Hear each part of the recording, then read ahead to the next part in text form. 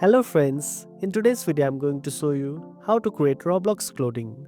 First of all, open the Roblox app and log into your account. Once you are logged in, tap on the three dots More option at the bottom right corner of the screen. Scroll down and tap on the Create option.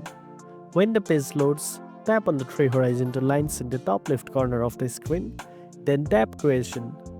Now, tap on Avatar items, then choose Classic, and then tap on Classic Shorts.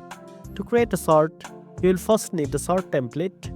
You can design your clothing using an editing app like Customuse or any other image editor that supports transparent PNG files.